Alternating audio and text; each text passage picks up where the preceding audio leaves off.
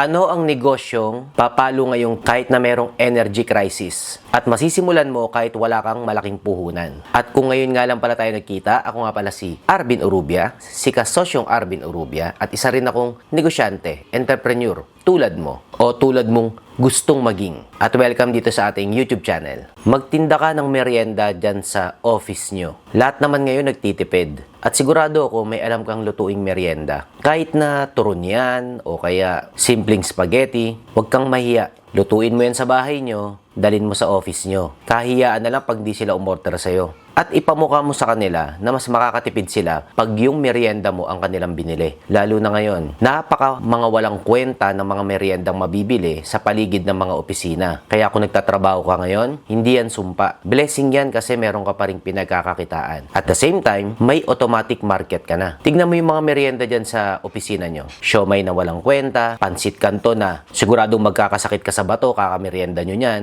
Palamig na kuro, pampatamis lang ang nalalasahan mo. Bukod sa napakamahal na mga merienda dyan sa office nyo? Yes, oo, hindi mura yung merienda nyo. Ang mamahal niyan kumpara sa quality ng kinakain mo tuwing hapon. Yan ang labanan mo, kasosyo. Nasa floor ka mismo nung market ng mga nagtitinda sa baba o kahit ng kantin nyo. Palagan mo yan, labanan mo yan. Survival ngayon. At maglapag ka ng something na special at ng malupit na alternatibo para may makain namang maayos yung mga katrabaho mo. Takot at hiya lang naman ang pumipigil sa'yo dyan. Kasi baka pagtawanan ka, walang bibili, problema mo na yun. Ayan ang idea, hindi mo gamitin. Napakaraming nagsimula ng negosyo na empleyado na nagsimula ang pagbebenta nila habang nagtatrabaho pa sila. Kung bawal yan sa opisina nyo, putik, wala nang bawal-bawal ngayon. Execute mo na kaagad kahit patago. Hindi mo malalaman pag di mo sinubukan. Saka huwag ka na magpaalam. Pag nagpaalam ka, siguradong sagot sa'yo dyan. Hindi pwede. Simplihan mo lang. Yan ang negosyante. Malakas ang loob. Gumagalaw kaagad. Pag sinita, mag-sorry ka na lang. Sabihin mo, hindi mo alam at hindi mo sinasadya. Wala ka namang ginagawang mali, di ba? Maliit naman sahod mo dyan. Pues, pagkaperahan mo na yung pagpasok mo dyan sa opisina nyo, nagpapasahod ng walang kwenta. Kung matagal ka na palang kasosyo, comment ka naman dyan para nakikita ko kung sino yung mga patuloy na lagi pa rin nanonood.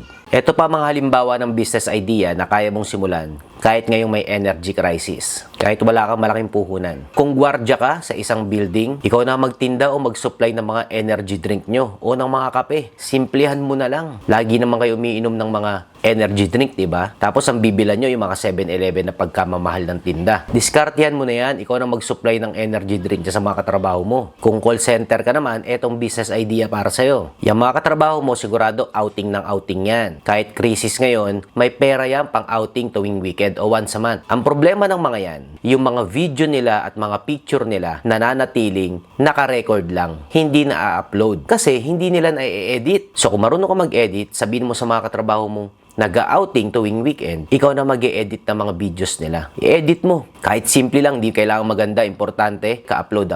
Kahit ngayon mismo chat ka sa GC mo, sabihin nyo, guys, yung mga videos nyo nung nakarang outing, hindi nyo pa na-upload, edit ko na yan para sa inyo. Singilin mo lang ng 300, 500, basta magsimula ka. O kahit 100, i-experience mo lang yung may binibigay kang serbisyo na may nagbabayad na iba. Diyan nagsisimula ang mga negosyo. Basta magtinda ka ng kahit na ano. O kung nagugustuhan mo tong content natin huwag kalimutang mag-subscribe at i-like mo na rin tong video na to. I-turn on mo na rin yung notification bell dyan para lagi kang updated tuwing may bago akong upload, mga kasosyo. Napakarami pang business idea na sigurado ko nasa isip mo na, kasosyo. Kaso tinatawanan mo lang kasi akala mo hindi kayang simulan yan ng simpleng pamamaraan lang. Tulad ng mga nakakatawang sinasabi ko sa vlog na ito. Magtinda ng merienda, magtinda ng energy drink, mag-edit ng video ng mga katrabaho mo. Napakasimple lang, di ba? Pero yun ang nakakatakot doon. Sa sobrang simple, kaya mo nang simulan kahit bukas. Kaso hindi mo gagawin. Bakit? Kasi supot ka. Kasi takot ka. Kasi wala kang lakas ng loob para tuparin ang pangarap mo. Nood ka ng nood ng mga business videos tulad nito, pero kuro ka lang pangarap. Hindi ka aasenso, kasosyo. Bakit? Kuro ka lang plano. Kaya pagtapos ng video na ito, mag-chat ka agad sa GC nyo. Sabihin mo may binebenta ka. Sabihin mo meron kang ino-offer. Kung walang bumili, wala ka ng paki doon. Importante, nag-execute ka at hindi yung na-inspire ka lang after mong panoorin ng video na to. Gusto mo bang manatiling tawagin kitang supot at walang kwenta? Kasi wala ka pa rin ine-execute sa mga plano mo. Tandaan nyo, sa entrepreneurship, hindi mo kailangan ng puhunan. Kailangan mo ng ideya na nasa isip mo na ng matagal at i-execute mo na. Ganun lang kasimpleng magsimula ng negosyo. Kung paano papalakihin yan, another thing. Pero ang pagsisimula, kayang gawin yan kahit sino. Kung matapang kang pagtawanan, kutsain, at hindi bilan. Sa mga kasosyo pala na matagal nang nanonood sa akin na nakapagsimula na kayo ng negosyo,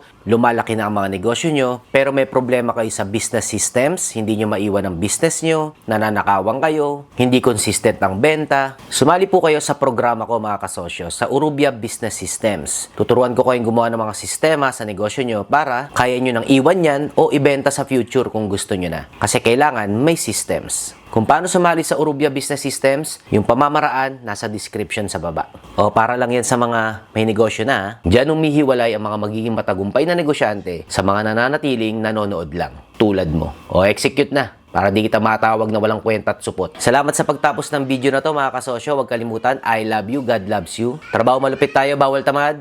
Let's change the world. Oh, ang lupit ba ng vlog ko na ito? Tumimo ba sa isip mo at puso mo? Kung gusto mo ring matuto kung paano mag-vlog ng ganito na napakasimple lang, nagsasalita ka lang, pero sobrang lupit ng impact sa mga nanonood, pwede kitang turuan ng mga tekniko sa paggawa ng mga content. Sumali ka sa ating KMCC o Kasosyong Malupit Content Creation Program. Tuturuan kitang mag-vlog para malupit ka na rin tulad ko. At tulad ng mga iba pang mga naturuan ko ng mga negosyanteng nagko-content na rin. Walang problema kung mahihain ka o hindi ka marunong sa camera o edit. Basta gusto mo mag-vlog, sumali ka sa KMCC program. Kung papaano, nasa description sa baba.